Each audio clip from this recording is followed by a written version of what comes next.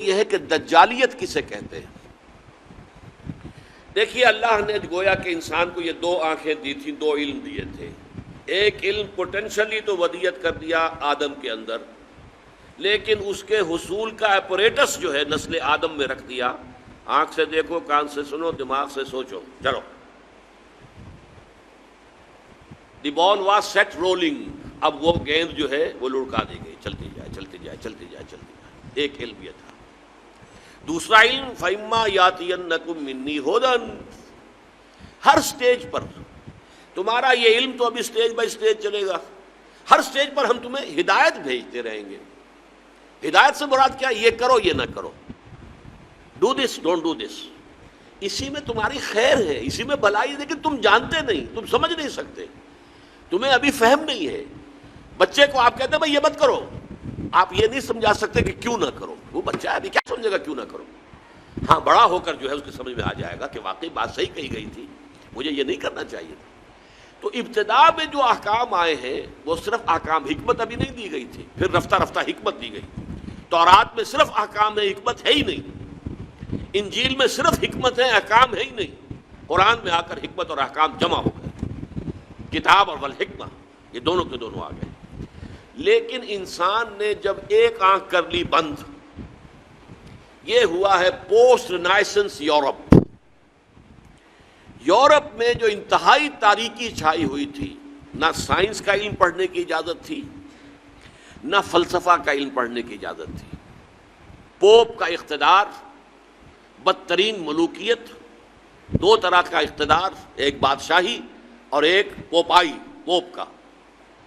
اور نہ سائنس پڑھ سکتے ہو، سائنس کی کتاب بھی کسی کے گھر سے نکل آئی تو زندہ جلا دیا جائے گا، فلسفے کی کتاب کسی گھر سے نکل آئی تو زندہ جلا دیا جائے۔ حالانکہ سائنس اور فلسفہ دونوں کا آغاز اس سے بہت پہلے ہو چکا تھا یونان میں اور انڈیا میں۔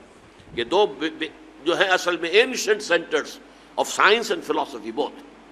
لیکن یہ کہ یہ جو دور تھا میڈیول ایجز جن کو کہتے ہیں یورپ میں، ڈارک ایجز انہیں کہتے ہیں، یہ ہمارے تاریخ ادوار ہیں تاریخ کے، سائنس اور فلسفہ دونوں کی تعلیم جو ہے بند۔ اب جب کہ ہسپانیہ کی یونیورسٹیوں سے، اسپین کے اندر یہ یونیورسٹیاں تھیں، قرطبہ کی، غرناطہ کی، تولیتلا کی، یہاں آئے جرمنی سے لوگ، اٹلی سے لوگ، فرانس سے لوگ، اور یہاں سے علم حاصل کر کے گئے۔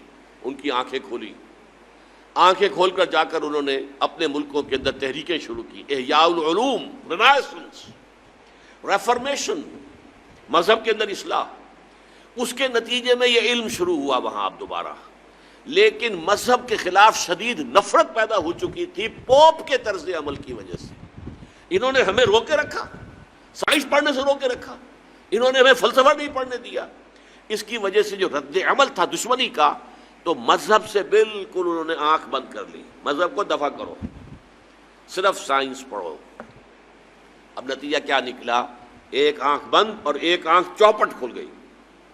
یہی تو زمانہ ہے کہ جس میں سائنس کی ساری ہی ایکسپلوژن ہوا ہے، زوردار دھماکے ہوئے، کہاں سے کہاں انسان پہنچ گیا۔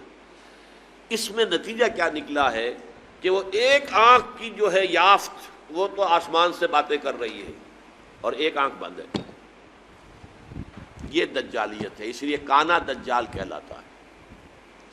دو آنکھیں اللہ نے دی تھیں، ایک آنکھ یہ ایکوائرڈ نالج والی، ایک آنکھ ریویلڈ نالج والی۔ ریویلڈ نالج سے آنکھ بند اور ایکوائرڈ نالج والی آنکھ چوپٹ کھل گئی۔ آج ہمیں خواص اشیاء کا علم حاصل ہو چکا ہے، پراپرٹیز آف میٹر، وی نو دم۔ آج ہمیں کاسموس کا علم بہت زیادہ حاصل ہو چکا ہے، اور یہ علم اس حد کو پہنچ گیا ہے کہ چاند کو ہم اپنے پاؤں تلے روند کے آ گئے۔ اس سے آگے نہ معلوم خلا میں کہاں کہاں جو ہے جا رہے ہیں۔ آج کل آپ کو پروب کرنے والی چیزیں جو ہیں وہ مریخ سے بھی آگے کہاں کہاں پہنچ چکے ہیں۔ تو یہ انسان کا جو علم ہے، یہی علم ابھی کچھ اور آگے بڑھے گا تو تمام جو مسٹریز آف نیچر ہیں ان سب کو معلوم کر لے گا۔ موت و حیات، مردہ کو زندہ کرے گا دجال، یہ صلاحیت اس میں آ جائے گی۔ زمین بنجر پڑی ہوگی، کہے گا کہ اس میں فصل ہونی چاہیے، ہو جائے گی۔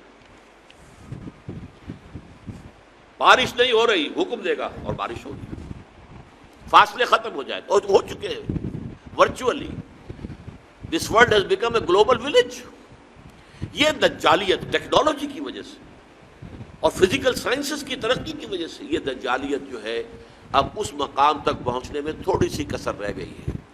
یہ ٹوٹا ہوا تارا مہ کامل نہ بن جائے، لیکن یہ مہ کامل اگر یہ اس وحی کی رہنمائی سے مستغنی رہے گا، اگر انہوں اپنی آنکھ بند رکھے گا، تو یہ دجال بن جائے گا، دجال اکبر.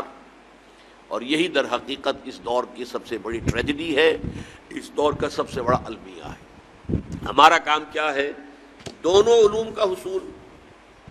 اچھا، مذہبی لوگ اس دوسرے علم کو سمجھتے ہیں کہ یہ سیکولر دنیاوی علم ہے. نہیں، یہ بھی علم ہے. علامہ آدم الاسماء تو اللہ نے سکھایا تھا، لہٰذا اس کو ڈسکارڈ کر دینا کہ یہ ہمارا دینی علم ہے. نہیں، دین تو در حقیقت پوری دنیا کو محیط ہے.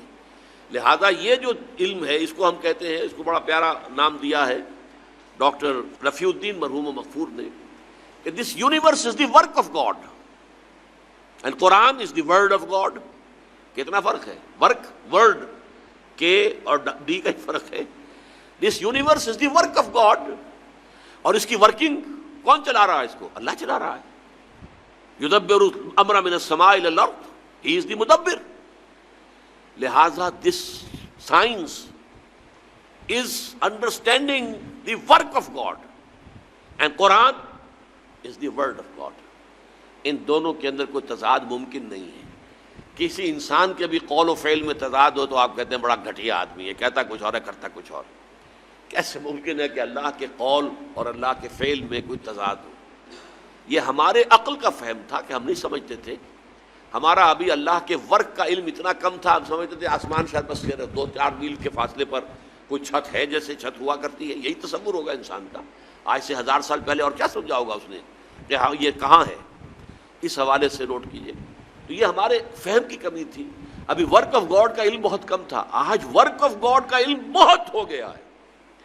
اور تسخیر کائنات جس کو اللہ تعالیٰ پوٹینشلی اول دن سے ہمارے لیے مسخر کر چکا ہے. سخر لکم ما فی السماوات و ما فی الارض جميعا منہ، تمہارے لیے مسخر کر دیا ہے اللہ نے جو کچھ آسمانوں میں جو کچھ زمین میں، کل کا کل پوٹینشلی تو مسخر کیا ہوا ہے.